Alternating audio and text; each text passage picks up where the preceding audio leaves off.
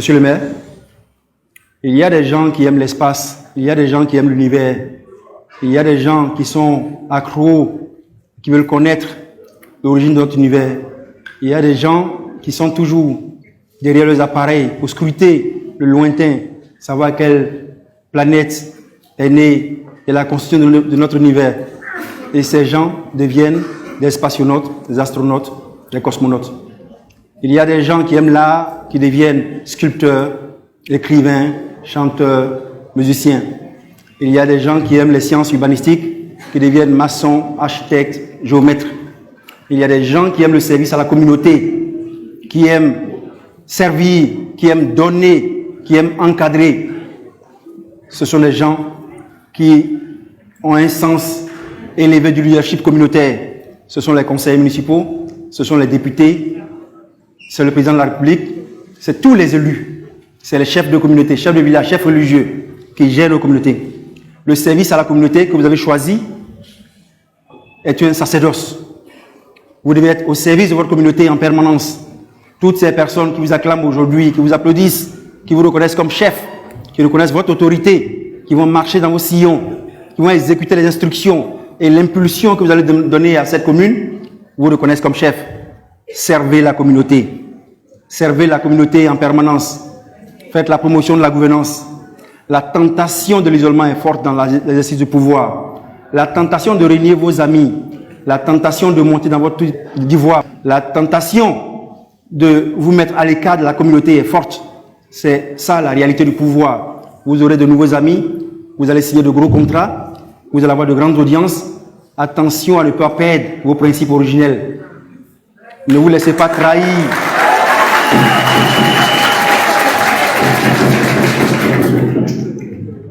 Ne trahissez pas, ne trompez pas, ne cocufiez pas vos principes de vie qui vous ont porté à cette responsabilité.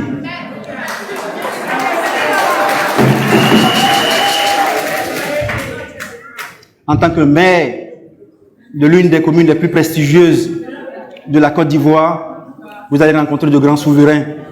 Vous allez accueillir, vous allez parler avec des souverains de ce monde.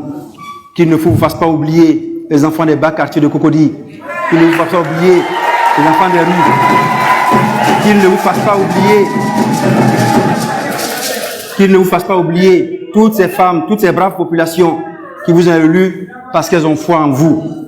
Acceptez la contradiction. Fuyez les zélateurs. Fuyez ceux qui ne vous disent jamais la vérité. Ils vous induiront en erreur. Acceptez que vos conseillers, que vos adjoints, que vos concitoyens, que vos administrés aient le courage de vous dire que vous vous êtes trompé, que vous avez pris la mauvaise voie. Acceptez qu'ils s'expriment. C'est dans l'écoute que vous aurez, que vous suivrez la chanson que nous entendons. C'est en écoutant vos populations que vous resterez pour longtemps à la tête de la mairie.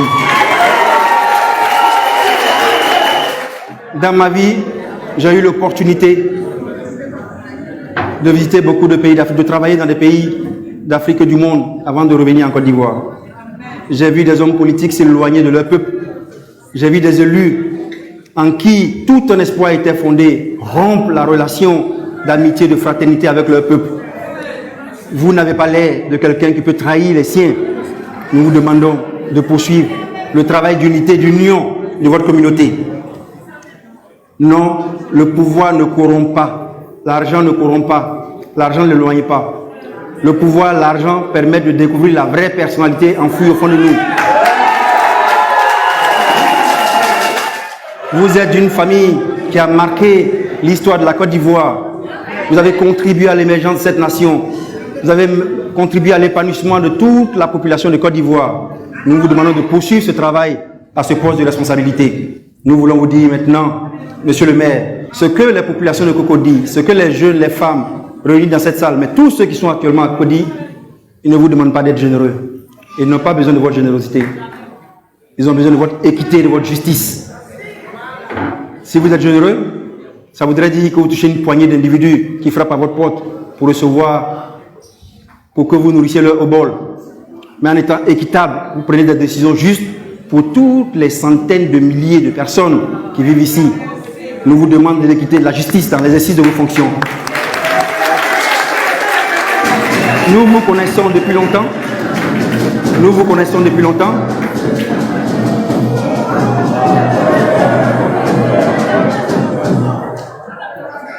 Ouais, j'ai compris la technique.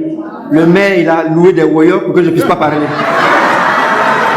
Mais je reste vigilant et très concentré.